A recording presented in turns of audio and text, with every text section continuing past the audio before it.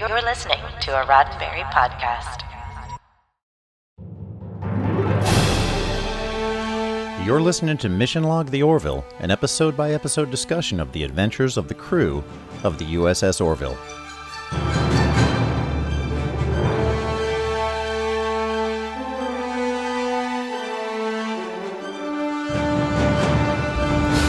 Welcome to another episode of Mission Log the Orville, the show where we use our influence to influence public opinion and decide what the truth is about the messages, morals, and meanings of each episode of the Orville. This time, we're influencing majority rule. I'm Mike Richards. And I'm Jessica Lynn Verdi. Mission Log the Orville is a conversation that depends on your participation. You can share your thoughts, ideas, and tell us what we miss at ML_the Orville on Twitter, Mission Log Pod on Facebook, or you can email us at missionlog-theorville@roddenberry.com. Hit like and subscribe. Don't downvote us on the Roddenberry YouTube channel. And remember, we might use your comments on an upcoming episode. And now, here's Mike with his apology tour. Thanks, Jessica. Prologue. A young woman awakens and turns the morning news. Meet Lewis and Tom. They're apologizing for something.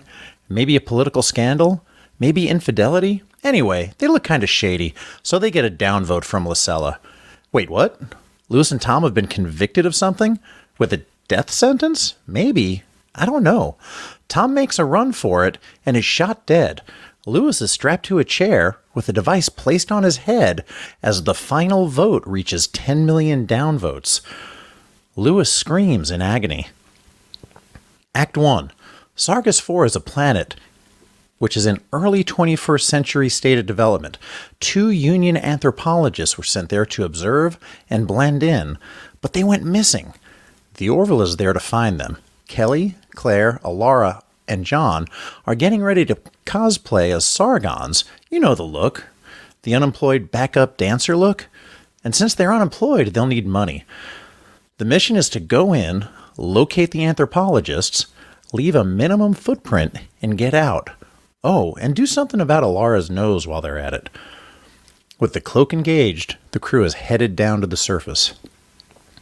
Act 2. We get a glimpse of life on Sargas 4. Looks like the population polices one another by giving each other upvotes and downvotes on badges worn on their chests. It's so similar to Earth that there may even be another Bustin' Jeeber hanging out somewhere. The crew is confronted right away for not having their badges. 40 lots later, they have 4 badges preloaded with 200,000 upvotes each. Making small talk, Alara confides that her newest ex-boyfriend was a little too grindy when he danced. Wanting to know how grindy is too grindy, John demos different levels of grindiness on the statue of beloved frontier hero Mela Griffindon. They head into a local coffee shop to get info when the master feed is showing John dry humping the statue as his badge starts to rack up downvotes by the hundreds of thousands. As Kelly orders the crew back to the shuttle, they're intercepted by the local police and John is arrested. Act 3. A quick appeal from Ed to Admiral Tucker to extract John falls on deaf ears. Looks like they'll have to work within the local justice system. Good news though, John has a lawyer. Wait, that's no lawyer. That's a publicity officer. He's there to guide John through his apology tour. His 1 million downvotes is a crime against the state. This requires him to apologize publicly. If his downvotes stay below 10 million, he's free to go. More than 10 million, and corrective therapy is required. Think of it as a brain fry that gets rid of all the bad stuff. A brain fry that Claire isn't sure she can reverse. They'll need to find Lewis to find out. Act 4. Be yourself, but humble. Pander, but not too much. An AM talk show doesn't go well. The host gives a downvote even before hearing John's side of the story. This is an absolute democracy. Nothing seems to help. His donation to Mela Griffindon's charity for jacked up kids didn't help. Knowing that Mela Griffindon may have saved the whale forests didn't help. At the end of the day, John's tally is over 4 million downvotes, but it's okay. He has more shows to do. Back at the coffee shop to see Lucella, Alara gets called out on her Kelvic headwear. Apparently, wearing it is literally pissing on the man's Kelvic culture. Literally. Literally. As Claire tries to fashion new headgear for Alara, Lucella walks into the restroom to see Alara in all her Zalayan fabulousness, forehead and all. Although she is panicking, an offer of a drink calms her down enough to fill them in on what happened to Lewis and Tom. You see, there was a pregnant woman standing behind them on a bus, and the two researchers were so caught up in their work that they didn't notice her and didn't offer her a seat. Following Lewis's correction, a visit to his bachelor pad finds him happier, more peaceful, better. Claire says we need to get him to the Orville fast. Upon examination, she's sure that she cannot reverse the damage. Ed thinks they need an inside advantage. They need to bring Lucella aboard the Orville. Looks like the apology tour is making the late-night rounds.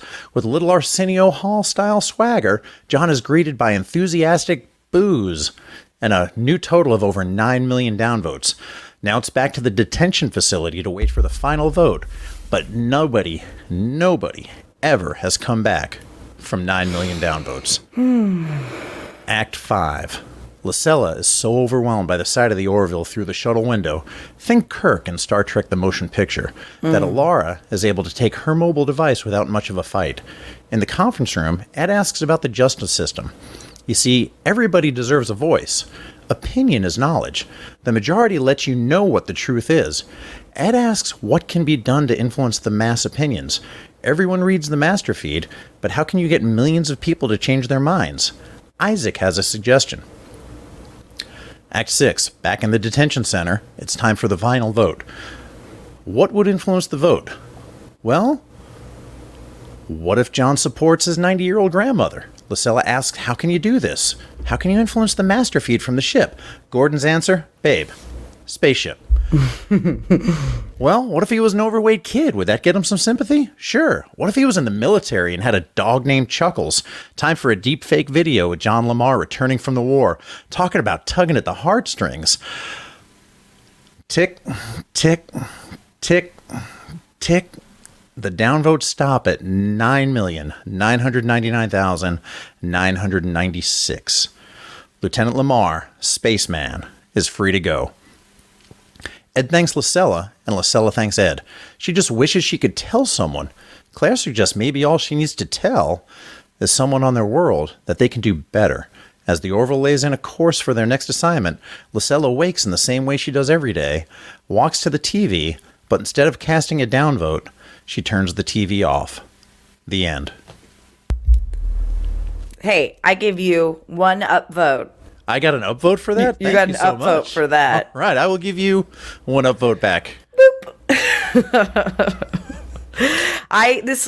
This utopia frightens me, especially because I use the internet so much in real life. So same here. I just saw that you were where were you? You were at Comic-Con this weekend. I saw that on social media. I sure was at Comic-Con. I had the pleasure of being on my friend Scott Rubin's panel, which was What's in a Name?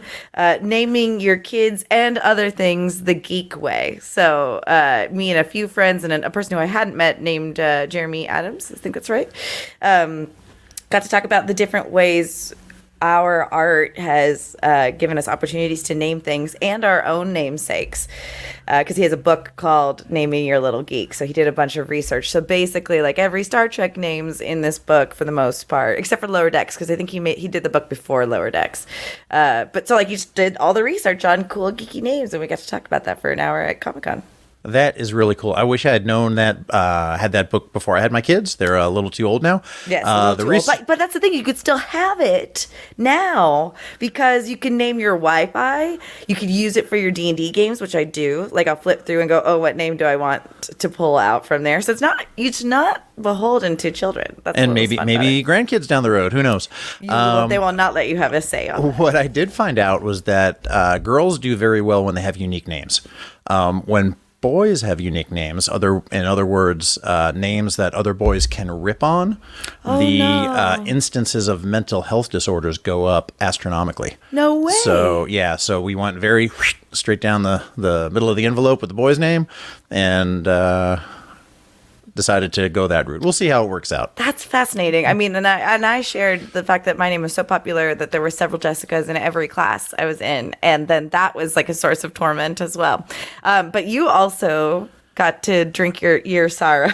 I did. I went to Starbase Indy, which is a con here in Indianapolis. It's the first time they've had it since 2019 because of the year we won't mention.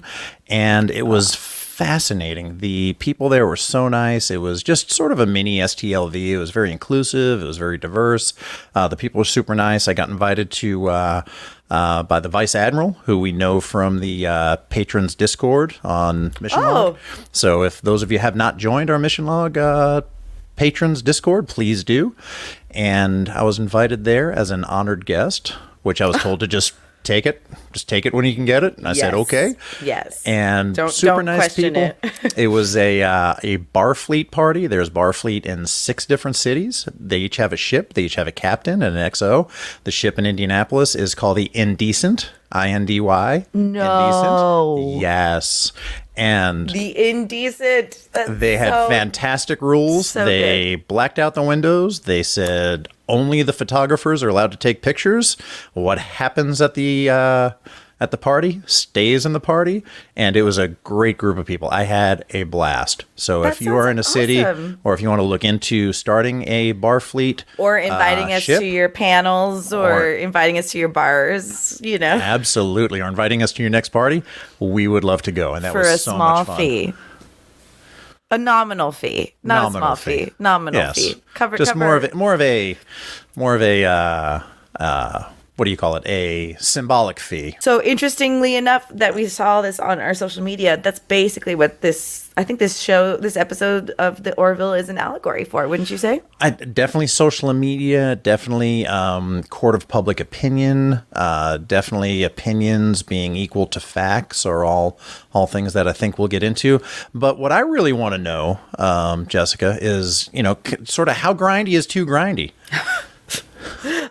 There is definitely a meter by which we can judge somebody, but there's also variables every time. So if you're not attracted, it's a sliding scale. It's a sliding scale. Like if I just met you and you're grinding at me at the club, then that's too grindy. I don't know you. Any amount of grindy is too grindy at that point. At that point, exactly, and that's the variable. So I think John was definitely too grindy because he didn't know Mela Griffindon. Right. Apparently any amount of grindy is too grindy on Mel at Griffindon.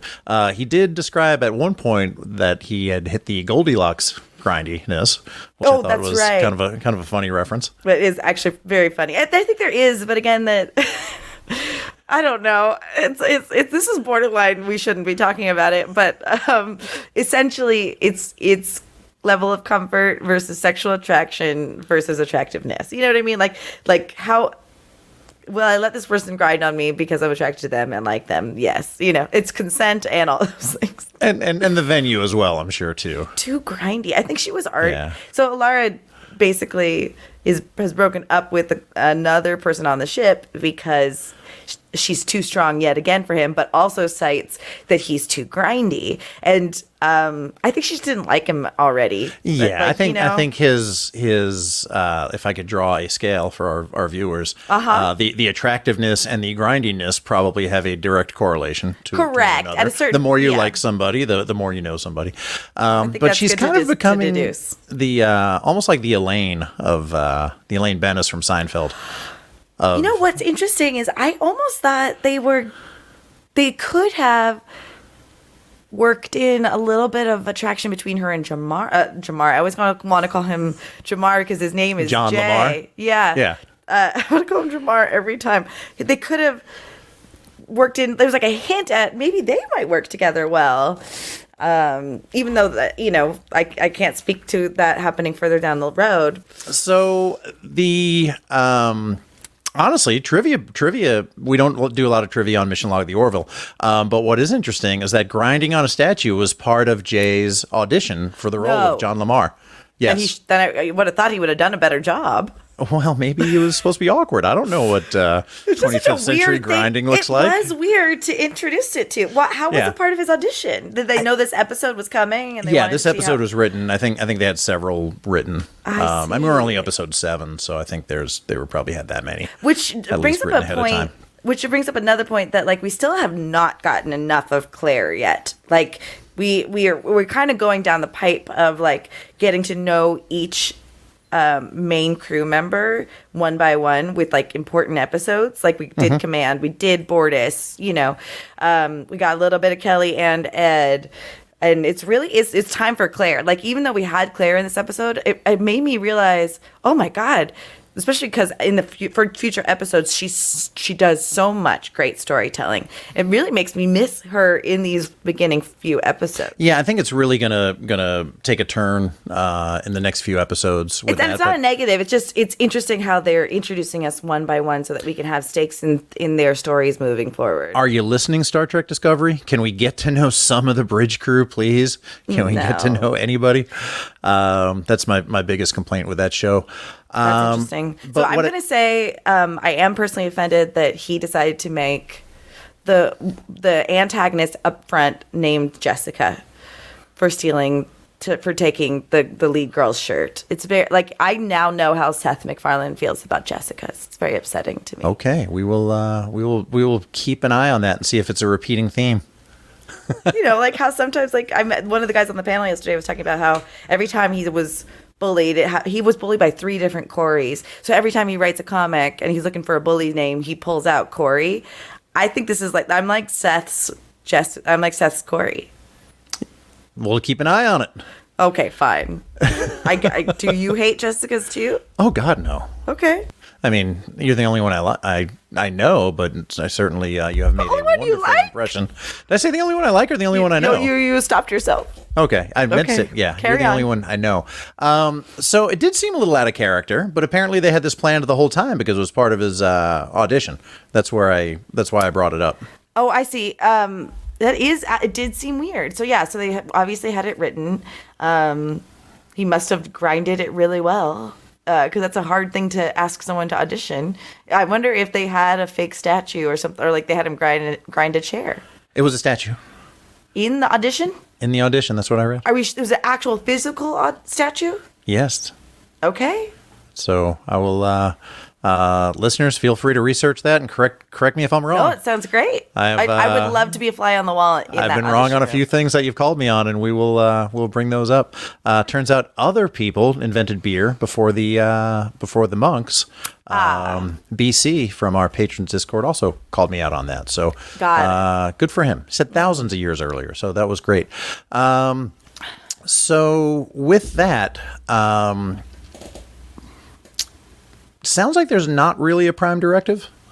Ed talked to Admiral Tucker and said, hey, requesting a extraction to go down there and get him out. And he said, no, it's our job to leave a minimum footprint and to, not interfere. But it didn't seem like it was strictly 100% prohibited by the rules, just maybe sort of a case-by-case thing. Even John was like, hey, just send an armed party down here and blast me out of here. Because otherwise, they would have all known that they couldn't have if there was a prime directive. Right. God, he's so right though. They should have just. It is like obviously we won't have this episode if we just like, Deus Ex Machina it and fix it. Yeah. But it is weird that like. It is distinctly different from a Star Trek show where they even send I don't know that there's a precedent for this in a Star Trek episode where they send people just to observe the culture like that. There was one with Frakes where he went undercover, got a little bit surgically altered. It was a Riker episode, but he didn't live there for a month, did he? I think he was there for months. Oh wow! And Lilith from Cheers fell in love with him, and he. Oh, maybe I don't remember that episode. There was a little quid pro quo required to get him out of custody. Oh. Yeah. Oh. Quid pro quo. That's definitely a Frakes move. That's definitely a Riker move. Definitely the Riker maneuver. Move. Yep. Yes. Yes, indeedy. So I think you're right. I definitely sometimes with these similarities, I feel like they're aching to not say Prime Directive. You know what I mean? Even though they handle it well, and they did handle it well. Yeah. And I liked that there was a conversation had of can we do this, and the Admiral saying, you got yourself into it. John got himself into it. You're gonna have to get himself out of it, and we need to do it without throwing this entire culture into disarray. So I think it was a worthwhile conversation. I don't like our admirals all that much. I'm just going to say it. They have several times been like, oh, too bad. Ed and Kelly are dead. Oh, bye, Jamar. Jamar, I need to stop. You did. John Jamar. Lamar. It's not like it's almost like you're shipping him with himself. Jamar is really funny to me. Jamar.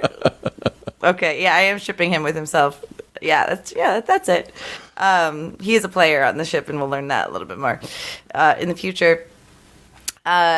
I think they just suck. They just they don't care about their people. Well, this was the same guy. This was the same Admiral Tucker, played by Ron Canada, who prohibited Alara from rescuing Ed and Kelly. Right. So yeah, that's right. So very much in his character. So just like you have to shop for maybe a priest if you want to get the reading that you want on certain rules of the church, or shop for a different salesman if you want to get the best deal on a car. Maybe you ought to know which admiral to call when you're asking to rescue one of your folks. Wow. And I would put Admiral Tucker way down on that list. Yeah. Geez, that's such. I know. So Thanksgiving just happened a couple days ago, and a lot of people love talking about getting into political and religious discussions with family members. And literally, the similar conversation happened about someone said to me, well, if everyone just understood the Bible how I understood it, then the world would be peaceful. I'm like, yeah. And then, at that moment you walk away. You go, yeah. We gave up on family Thanksgivings a few years ago. We normally rent a condo down in the Panhandle and enjoy the beach. That's really smart, actually. I'm making it sound more egregious than it was, but that's pretty verbatim what that person said. Anyway, you're right. If you want, it's like me when I'm dating somebody. I go ask all my friends for the advice that I'm looking for and take it once, and then disregard everything else until I get the advice I want. Yep. You know what I mean? I do. I know exactly what you mean. Nice that John still thinks of himself as somebody who likes soda. He brought that when he goes, I'm John. I like soda. I don't normally do this. You should like me.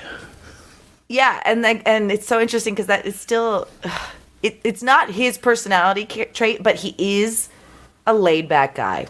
Yes.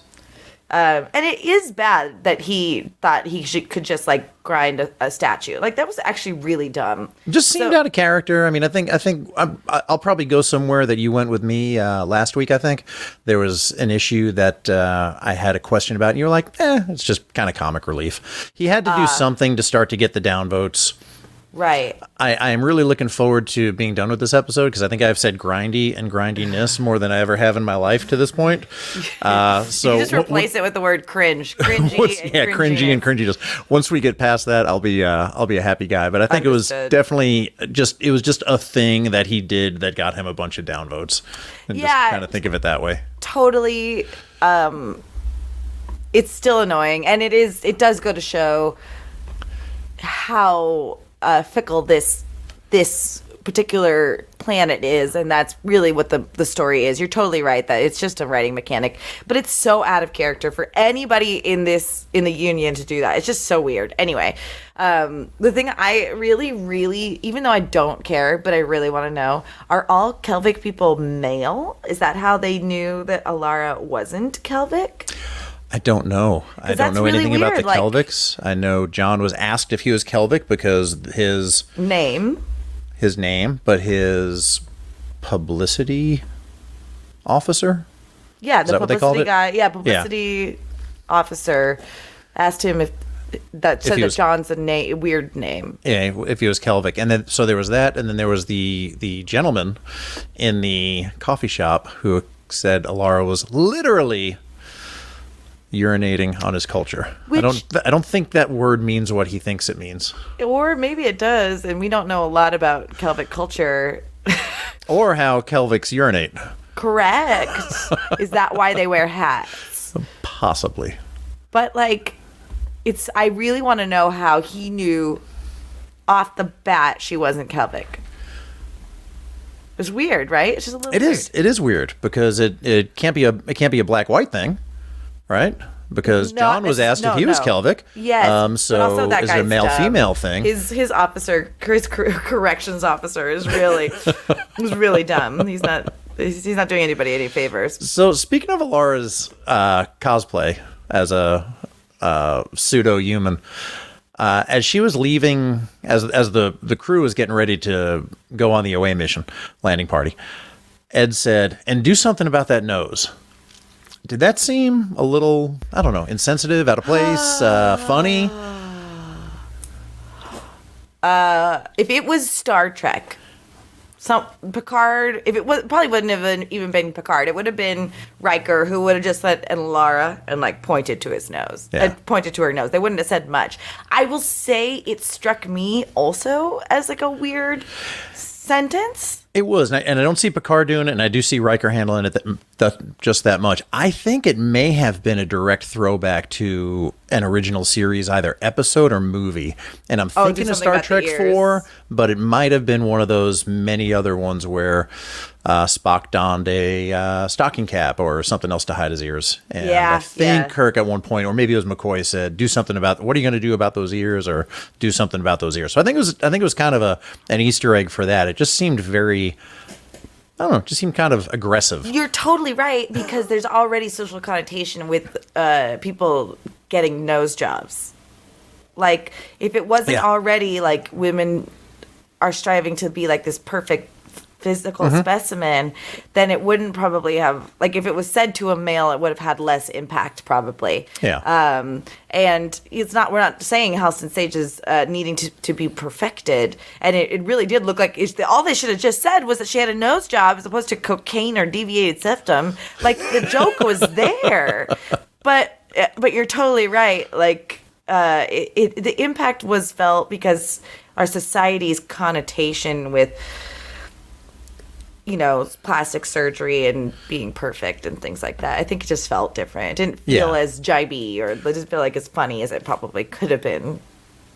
Yeah, I think you're exactly right. It just felt a little bit, just a little bit cringy to me. And their outfits were cringy too. They weren't grindy. They were cringy. But how far off were they? I mean, 2017 episode, you know, I mean, fashion has evolved a little bit since then, but not much. You know, there's still holy jeans. There's still, yeah.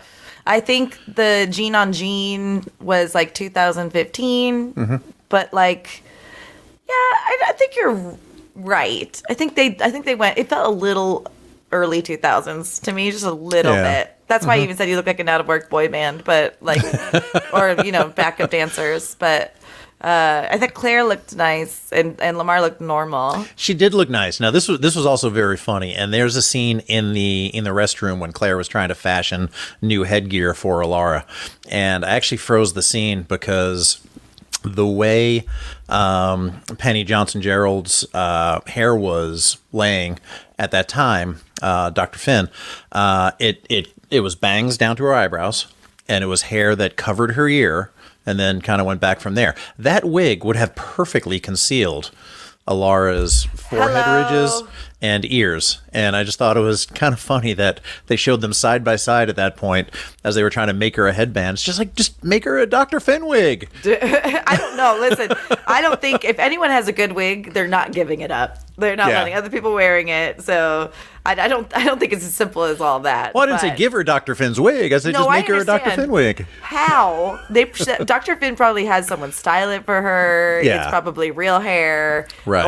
Or you know what I mean? So I hear you. I hear what you're saying. But that's some artistic stuff. You know, she's got to have good hair. She got that good hair. She does. She looks good. She looks great playing the part.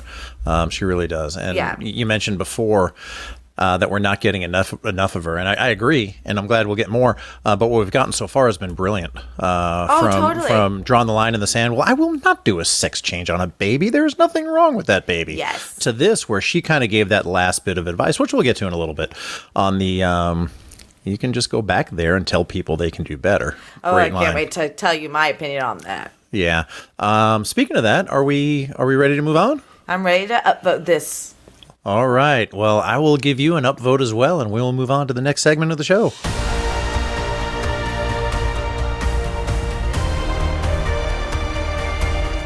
So we've come to the part of the show where we explore the big ideas in the episode Majority Rules before discussing the messages, morals, and meanings, and see if they align with the Roddenberry Star Trek philosophy.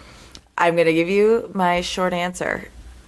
My opinion is yes. So that's a fact. It's a fact now. Yes to all. It is a fact. Now we have to, and facts are facts.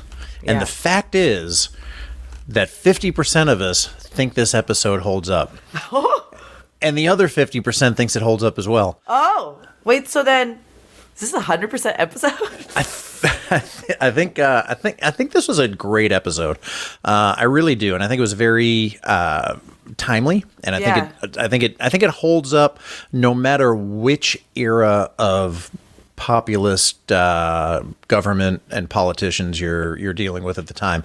And there have been populists around for, ever since there's been politicians, right? Tell people what they want to hear. Tell people what they want to hear. They vote for you. That's what a populist means? Yeah. It means they go after just the popular vote. The popular opinions, whether they're based in fact, whether they're attainable, whether you can, build everybody new schools and cut their taxes at the same time. You just tell people what they want to hear and they vote for you. It's just trying to drum up popular opinion. In fact, with this, there was a little bit. It was in the background. It was on the news, and one of the news guys said there's great concern over the pollution in some reservoir, and the counterpoint was, but you can't deny facts. And the fact is that 74% of the people think that's false. Mm-hmm. That's a fact. 74% of the people think that's false. Doesn't make it true. Doesn't make it right. It is, it's like painful to hear that, right? Yes. Like, because we are experiencing that currently in our society where, and I'll go back to the conversation I had on Thanksgiving. I don't know what I'm debating with people because I don't know where they're getting their information. And I don't know when they're saying, well, this is this and this is this. No, I can't combat that with my facts because I don't know what they're reading that makes them believe what they believe as well. Right. It's very dangerous that, we're definitely seeing an age-old issue, whether it's with social media or TV or news or what have you, is how to sway popular opinion, how we make up our minds about people and about what as well. And 9 times out of 10, we read a headline and we've come to an opinion about what we think that headline is. There was Twitter started doing a thing, and if you retweeted an article, it asks you to read it first. That is insane. Yeah.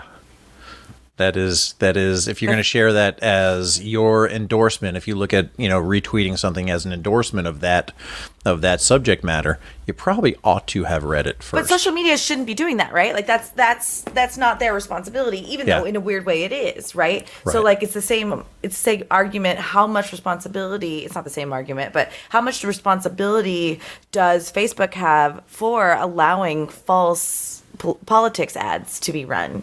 They have responsibility, but do they? They're a private company. They do, they should, and they screwed up, and I think they're finding ways to be even more nefarious and surreptitious about it. But, it's true. It's and you look at for us.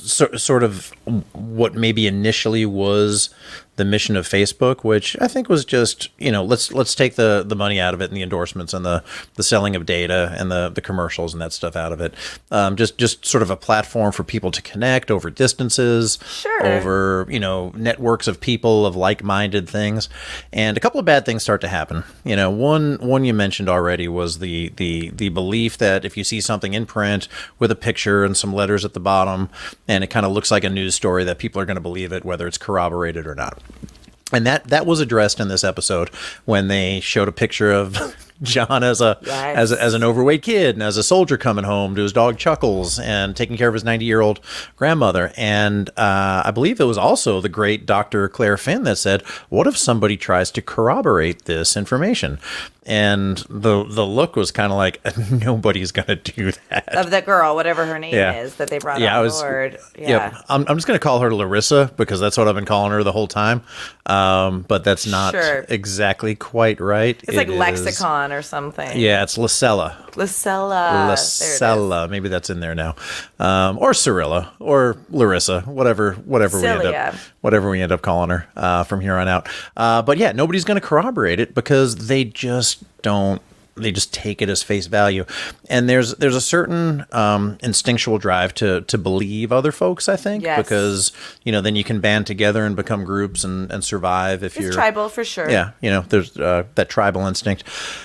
And it's too bad because I also don't know that maybe we were subject to the amount of misinformation as a species until maybe the last, I don't know, pick a time frame, a couple of decades, a couple of centuries. I'm going to give us a couple of years. I think as long as we've been writing history down, I think we really, my favorite quote that really blew my head open when I was a kid was history is written by the victors. Yes. And that blew me away. And it's as simple as that, which I can see then why conspiracy theories and things like that might get bred because we've even been proven, 20 years off a classified file that, the thing we thought was true is true, but we weren't allowed to know that. And this harkens back to the episode, If the Stars Should Appear Again. There's people think that they know what the best thing to do in order to keep a society peaceful. And so they don't want certain information, available or there'll be hysteria, or so they think, right?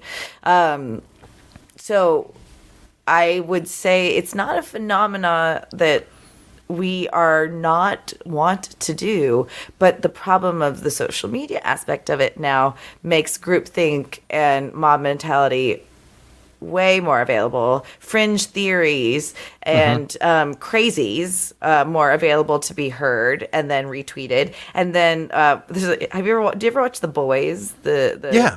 Okay. Did you watch the most recent season? I did. Spoilers for anybody about to who hasn't seen the second. Not very much spoilers, but the newest addition to the group talks about how she can sway public opinion with 5 dudes making memes in a dark room, cranking out memes a day. And she said to Homelander, "I don't need 5 million people to love me. I need 5,000 people that are pissed." Yep. And I think that's it. That's it in a nutshell. One of my favorite TV shows is Community, and they do an episode about this. Have you seen Meow Meow Beans? I've seen every episode of Community multiple times. Me times two. Meow Meow Beans is like this as well. They show how quickly their society devolves within 2 days if you didn't get upvoted to 5 Meow Meow Beans. And there's a great episode in Black Mirror starring the redhead, who is Ron Howard's daughter. Oh, yes. So Bryce Dallas Howard, who was conceived in Dallas, was also had a certain amount of points that she had to maintain in order to buy certain homes and maybe date certain people. It wasn't even good enough to be a 4-star person. You had to be a 5-star person, and everyone was conniving. So we've seen this kind of storytelling happen in different TV shows. I think what I think they do a better job of here is talk about how the feed is basically talking about cancel culture before we were even talking about it, in a sense. It's definitely got the cancel culture thing going to it. There's also the encouragement of people in different societies to report desirable behavior among their citizens, either on social media or in other ways. So this is an actual thing. I mean, if you get a cell phone in certain places of the world, they will automatically set up a social media account for you, and you will have that. So this is real, or in this TV no, show? this is real. What? And I don't want to get into it any further than that because I don't feel like I know enough specifics on it. But when I was researching this episode, apparently there are governments that do encourage their folks to report behavior from things that would make otherwise go unnoticed, littering, jumping turnstile to get on the subway, to anti-nationalistic sentiment, and that all of those things would kind of get whittled down into a citizenry score that would be associated with somebody. Whoa. So, yeah, I mean, we've got our issues here, which we all see with cancel culture and people having to go on these apology tours, usually more or less associated with, a public person that screwed up, and they need to kind of try to redeem their reputation somewhat. This is taking it to a whole nother level, an HNL, if you will. Whole nother level. Whole HNL. Got HNL, it. yeah. That's not my forte, is acronyms. Yeah, that's... Well, if it was your forte, you probably would come up with a better acronym. No, HNL is real good. It's Okay. really good. I'm impressed. It's just the fact that you even did it is good. All right. Yeah, that's kind of frightening, and then it makes me think about like what kind of pressure are these citizens under in this planet, in this episode, where they like, well, if I put the attention on this person, at least they're not going to put, so they're like, they are galvanized and deputized into basically tattle on their fellow citizens in order to not keep the eye on them too. Right. I think something that's worth examining, and there's a lot of people that argue, does cancel culture exist, does it not, or whatever. There is absolute validity to, if you kind of suck and you like double down on your suckiness, you're not getting canceled, you're getting called out. And you either go, hey, I had the opportunity to learn here. And I've seen people do that. And, let's go back to Community, where Dan Harmon was accused during the Me Too for basically taking advantage of his position of power during Community, and he went on to his podcast and said, yep, I did that, I learned, I suck, I apologize. And I have, really see that happen all that often, someone like owning their crap, and he's not canceled. And but it's like doubling down. So like people decry cancel culture. I just am on the more skeptical side of, maybe you needed to get called out a little bit. And thank goodness we're not going sentenced to death, or off of that crazy lobotomy, brain fry that gets rid of all the bad stuff. Right. My daughter and I talk about this often because she feels like her generation invented cancel culture. And I'm like, no, you didn't. People would screw up in the past, even back in, the long, long ago. 20 years ago. Yeah, exactly. And people would mess up, and they would have to take a time out. They usually wouldn't get booked for a gig for a while. They would usually have to do something maybe lower than the status they had before, and then they could come back. And it was just a way to sort of rebuild your reputation. And that's been going on. It has been going on the speed and with the sort of pointed ability that it has right now. No, but it's been going on for a long, long time. I mean, look at Ted Kennedy after Chappaquiddick. Kennedy was on the rise to be probably one of the next presidents of the United States back in the 60s. Got into a car accident where a girl got killed, left the scene. First person that he talked to, I think, was the family lawyer to see what to do. And was basically, people thought he would be out of politics at that point forever. Well, he went about his business. He did his job. He eventually got accepted back into the inside. But for truth and in fact, he was canceled for a period of time anyway, because of that, as well he should have been. So there's been cancel culture for a long time, but has it been called that? No. Has it been that as sort of aggressive and responsive as it is now? Maybe, maybe not.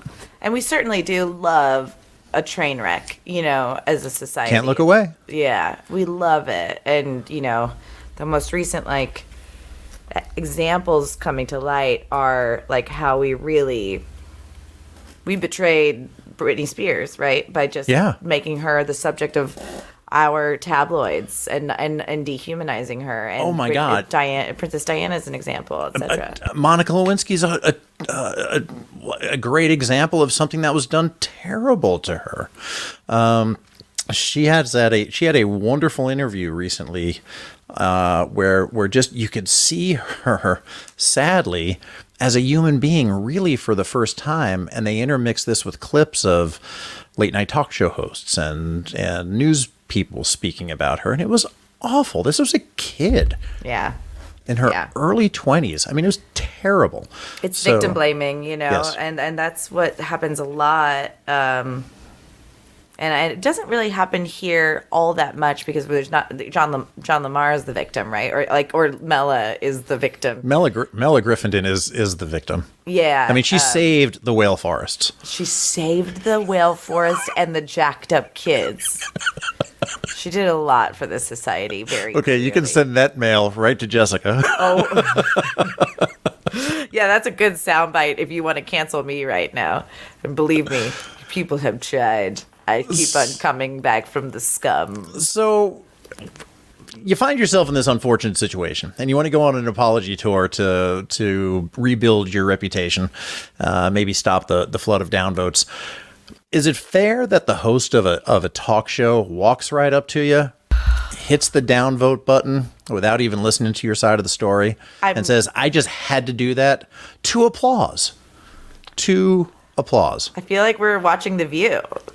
Oh, yeah. I think we were definitely watching The View. Do you know what I mean? Yeah. It was just such a perfect exemplification of how we've made our opinions. Or, you know what? I wonder if that woman doesn't even care, but that's her TV show. Yep. You know what I mean? There is a world where Republicans and Democrats are all in the back room clinking each other after the election because they don't really hate each other. Yeah. But they're supposed to. Or this is one of the things that makes me the angriest is when Alex Jones was sued and he was talking about how his show is entertainment. Right. In order to get off. Is it? Yeah. Is it entertainment? And it is because he's insane, but it shouldn't be because people are taking him at face value. And so that woman is using this as a platform for herself. And it's just a really great example of how it happens all the time on our shows out here. It does. And when you get into these social media groups, followers, and starts to attract likes and things get recommended to you, you start to only converse, talk to, get information from like-minded people. And whenever I hear people say that, oh, they like this group because they get to spend time with like-minded people, I think that means closed-minded people. And I think it means people who don't challenge your ideas, who don't challenge your perceptions and your opinions. And the less that happens, just like we talked about last week, it's important to engage with people that are different from you, once a day, once a week, once a month, at some point to challenge your perceptions, to challenge your ideas. And the host of this show wasn't even willing to listen to the guest that was on her show before making her opinion. And I don't think it was really that out of character from what we see today. No, it was not shocking. But it's shocking in the terms of the show because we know he's not a bad guy, right? We're taking it into consideration. It does its job to perfection to illustrate what the point of this episode was. And when you rewatch it, when you see Larissa's downvote at the beginning. I don't think that's it.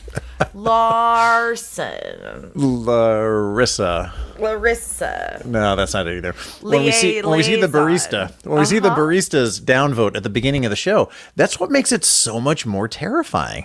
Because she's like, I don't know what they did. I missed the beginning, but that guy has weird eyes and he looks sketchy, so I'm going to give him a downvote. And these people ended up one being dead and the other one being lobotomized, partially 1/10,000,000th because of her downvote.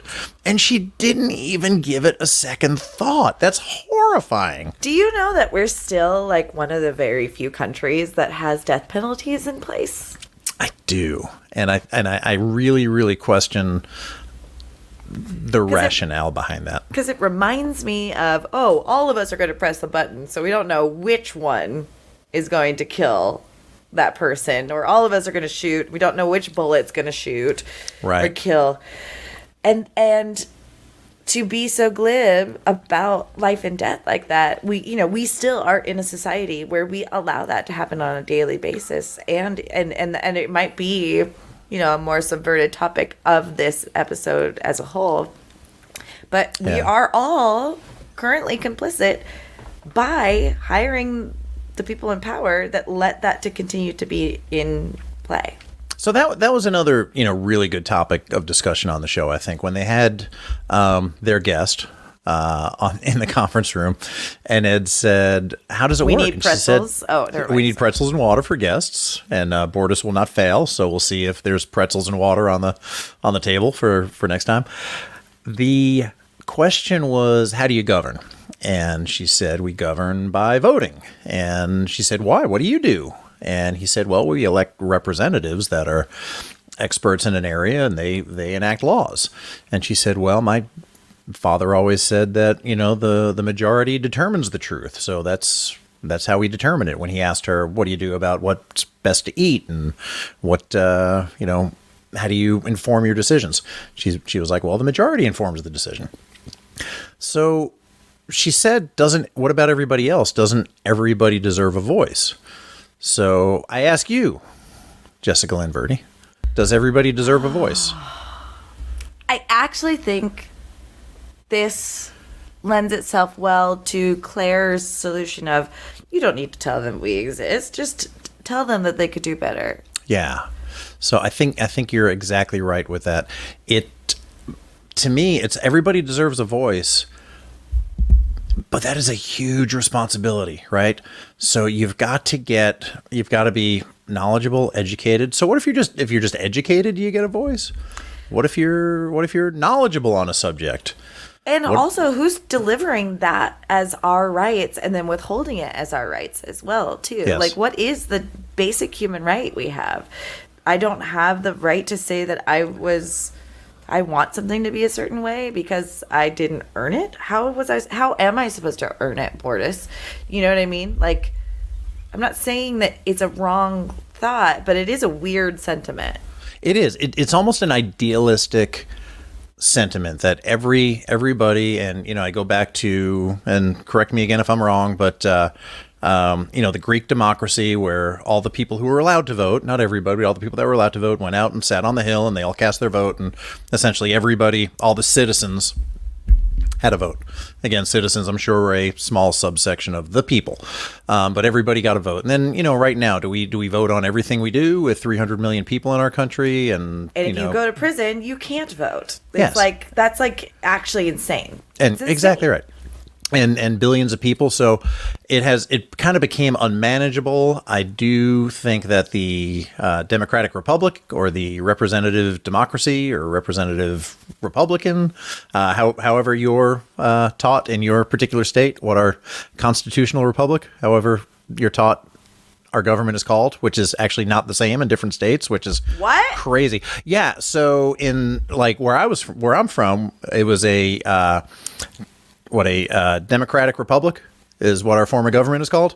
Well, in certain states, they say they don't like to use the D word, so it's called a representative republic. What? Yes, because they are afraid by swaying. They don't like the D word. When I started to allow myself to be open-minded on things that I was raised to be pretty Republican. and when you listen to your parents, you want to trust them, Sure. You inherently do. And then as like more information becomes available and I'm the critical thinker that I was raised to be, etc., my opinions were shifting, and I was learning about white privilege, and I was learning about why democracy is this, and wait, maybe I'm not a Democrat, or maybe I am a Republican, like just learning. My first person I voted for was George Bush, and I'm not shameful of that. That's what I thought at the time. Right. But then as like my opinions started to shift, rightfully, some people started talking about bubbles, where you can be in a social bubble or live in LA and everyone feels a certain way. And my dad cautioned about that too, that he's like, everyone in the entertainment business can't say that they're not a liberal. And he's sort of not wrong about that. And I'm not saying that's a good thing. I am always surprised to find out when someone tells me I actually am I'm a Republican if they're in the business. But we're not encouraged to have that different opinion. That being said, when I learned about bubbles, and actually that I was in one, it's made me such a better critical thinker to seek out other people's opinions. Even the hard conversation I had with a relative on Thanksgiving, I was having so that I could pop my bubble even more. I want to know what other people are thinking and what they think against what I think. And don't get me wrong, I feel like it's a big wag the dog issue. Like, hey, look over here. This matters. This really matters. Yes. But actually, things over here are happening that actually matter. But you think abortion does, and it really doesn't. And I don't bring that up lightly. They really make us think that that's a huge thing going on in our country, that we need to elect the person that agrees with you on that stance. It is so not a big deal, but what's going on in our world is, and they don't want us to have opinion. So is our republic, is our democracy any better than what we see here? I don't know. I think the problem happens and the problem comes up when we just elect people that do the popular bidding. So if we truly did elect experts that were very knowledgeable in certain fields, whether it be science or medicine or engineering or pick a field, and they went there to do the best job they could for the people based on what they know is best or what they think is best, I think that would work. But what we end up with is people that just want to get reelected. So they're going to do what they think is popular. So basically, we end up with a system which is kind of led by, majority rule. And we worked the episode title into the conversation. So slow clap for that one.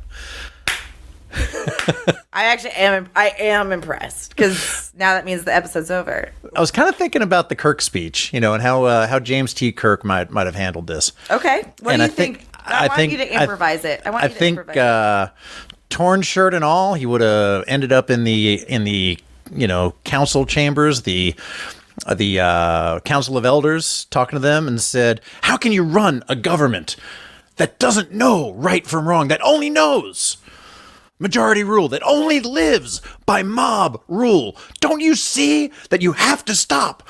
You have to put the experts in charge and take back your society for the good, for all." I think that's what James T. Kirk would have done. Was that in an episode, or did you just literally... No, I just made that up. That's incredible. Really?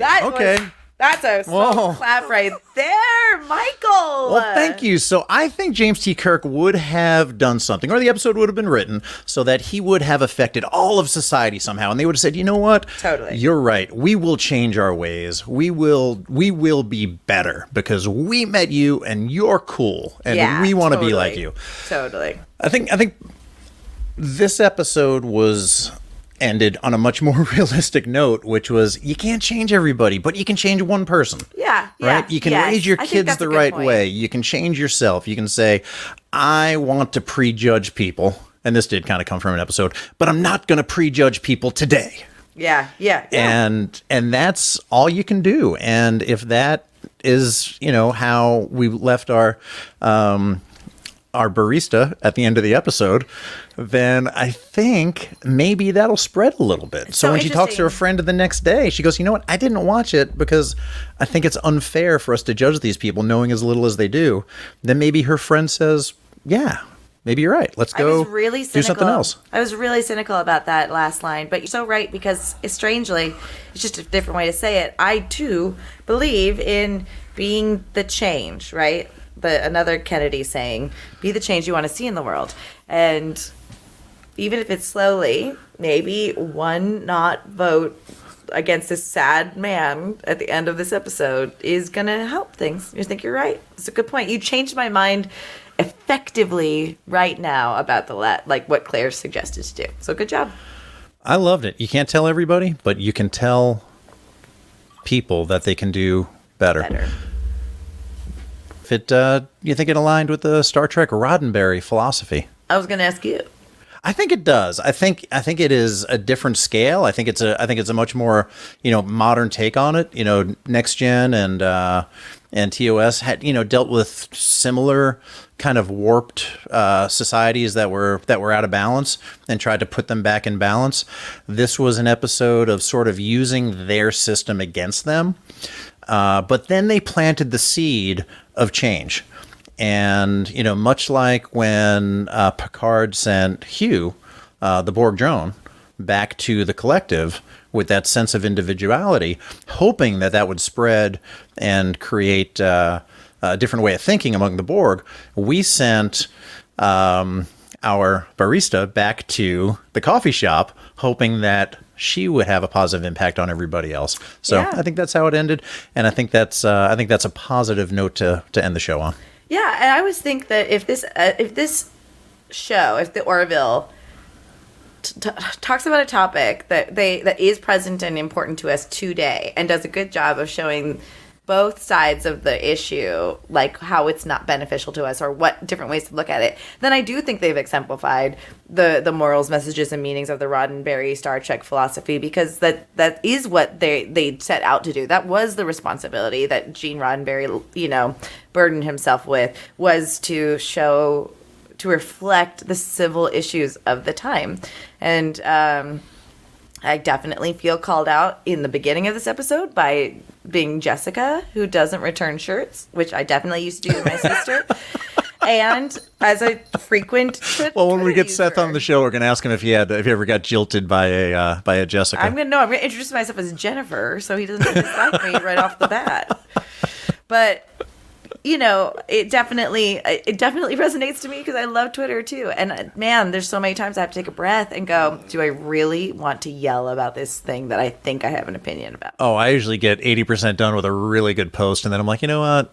Delete. Good for you. Good for you. So, because when I haven't, I don't. So that's kind of the thing, withhold judgment, I think, is the big moral on this one. Sure. Think before you cast judgment. Get yourself knowledgeable on something before you have the responsibility to vote for it, because that's a huge responsibility to have. And you owe it to yourself and to others to educate yourself before casting judgment. I my big philosophy, again, with, be the change you want to see, I think ask questions. When you don't know that you agree with somebody or you think you know something, empathy is huge. And we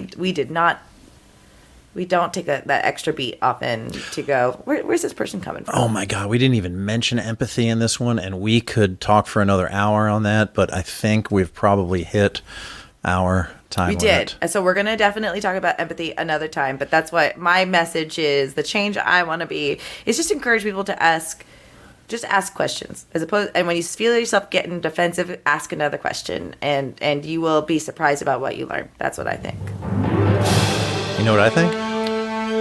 What? Mission Log, The Orville, is produced by Roddenberry Entertainment.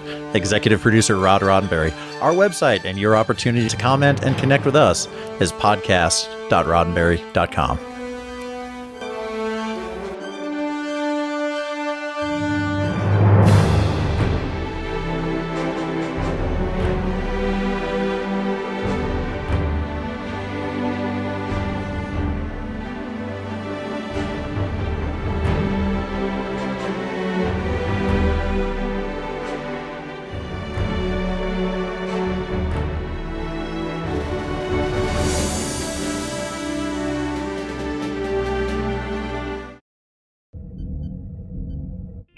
This is a Roddenberry podcast. For more great podcasts, visit podcast.roddenberry.com.